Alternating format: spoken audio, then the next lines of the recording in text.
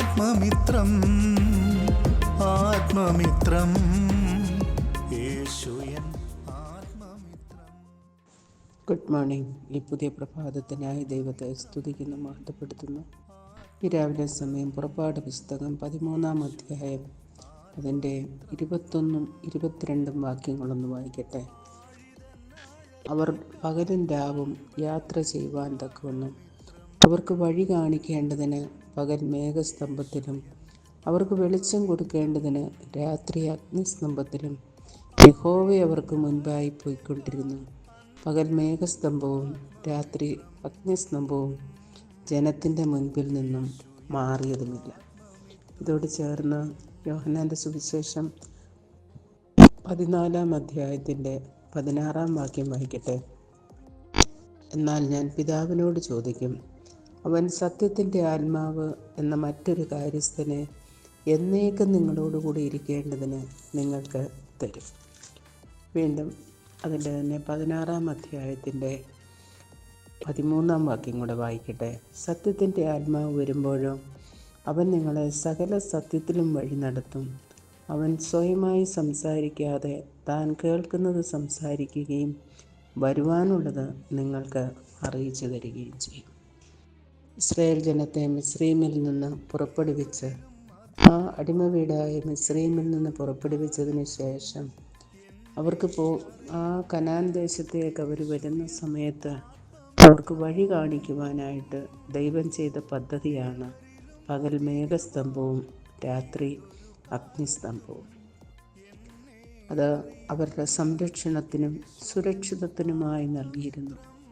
പകൽ സമയത്ത് ആ വെയിലിൻ്റെ ചൂട് അവരുടെ മേൽ തട്ടാതെ വണ്ണം അതവർക്ക് തണലായിരുന്നു. രാത്രിയിൽ വഴി കാണിക്കേണ്ടതിന് വെളിച്ചമായി അവരോടുകൂടെ ആ മരുഭൂയാത്രയിലെ 40 വർഷവും അവരുടെ കൂടെ ഇരുന്നു എന്ന് നാം വായിക്കുന്നു. പലപ്പോഴും അതവരെ സംരക്ഷിക്കുന്നു. ചെങ്കടലിൽ കടന്ന ആ ഇസ്രായേൽ ജനത്തിൻ്റെ പിറകിലേക്ക് ഈ അഗ്നിസ്തംഭം ഒരു തൂണ് പോലെ വന്ന് നിന്ന് ഫറവോൻ്റെ ആ കയ്യിൽ അകപ്പെടാതെ വണ്ണം അവരെ കാത്തു സൂക്ഷിച്ചതായും നാം കാണുന്നു. അങ്ങനെ ആ വാഗ്ദത്ത നാട്ടിൽ അവർ പ്രവേശിക്കുമ്പോഴും ഈ അഗ്നിസ്തംഭവും മേഘസ്തംഭവും അവരോട് കൂടെയിരുന്നു. പുതിയ നിയമവിശ്വാസികളാകുന്ന നമുക്ക് കർത്താവ് പറഞ്ഞ വാഗ്ദത്തമാണ് യോഹന്നാൻ്റെ സുവിശേഷം 14-ാം അധ്യായത്തിൽ നാം വായിച്ചത്. സത്യത്തിൻ്റെ ആത്മാവ് എന്നൊരു കാര്യസ്ഥൻ എന്നേക്കും നിങ്ങളോടുകൂടെ ഇരിക്കേണ്ടതിന് നിങ്ങൾക്ക് തരും. രക്ഷിക്കപ്പെടുമ്പോൾ ദൈവജനത്തിന് കിട്ടുന്ന ഒരു മുദ്ര, അതാണ് എഫേസ്യ ലേഖനം 1-ാം അധ്യായത്തിൽ പറഞ്ഞിരിക്കുന്നത്. വീണ്ടെടുപ്പ് നാളിനായി നമ്മെ മുദ്രയിട്ടിരിക്കുന്നു. ആ പരിശുദ്ധാത്മാവിനാൽ നമ്മെ മുദ്രയിട്ട് പരിശുദ്ധാത്മാവ് നമ്മെ വഴി നടത്തുന്നു. നമുക്ക് ആലോചന പറഞ്ഞിരുന്നു. എഫേസ്യ ലേഖനം 1-ാം അധ്യായത്തിൻ്റെ 14-ാം വാക്യം നാം വായിക്കുമ്പോൾ സ്വന്തം ജനത്തിൻ്റെ വീണ്ടെടുപ്പിന് വേണ്ടി തൻ്റെ മഹത്വത്തിൻ്റെ പുകഴ്ചയ്ക്കായിട്ട് നമ്മുടെ അവകാശത്തിൻ്റെ അച്ചാരമായ വാഗ്ദത്തത്തിന് പരിശുദ്ധാത്മാവിനാൽ നമ്മെ മുദ്രയിട്ടിരിക്കുന്നു. ആ മുദ്ര നമുക്ക് സംരക്ഷണവും സുരക്ഷിതത്വവും വാഗ്ദത്തം ചെയ്യുന്നു. മാത്രമല്ല, യോഹന്നാൻ്റെ സുവിശേഷം 16-ാം അധ്യായത്തിൽ നാം വായിച്ചത് ആ ആത്മാവ് നമുക്ക് എപ്പോഴും കൂടെ ഇരുന്ന് സകല സത്യത്തിലും വഴി നടത്തും. കേൾക്കുന്നത് ദൈവത്തിന് നമ്മോട് എന്താണ് പറയാനുള്ളത്, നാം ചെയ്യേണ്ടത് എന്താണ്, മാത്രമല്ല വരുവാനുള്ള കാര്യങ്ങൾ അത് മുഴുവൻ നമുക്ക് അറിയിച്ചു തരും. നമ്മോട് കൂടെ ഇരുന്ന് നമുക്ക് ആലോചന പറഞ്ഞിരുന്ന ആ പരിശുദ്ധാത്മാവ്, അതാണ് ദൈവം നമുക്ക് വാഗ്ദത്തം ചെയ്തിരിക്കുന്നത്.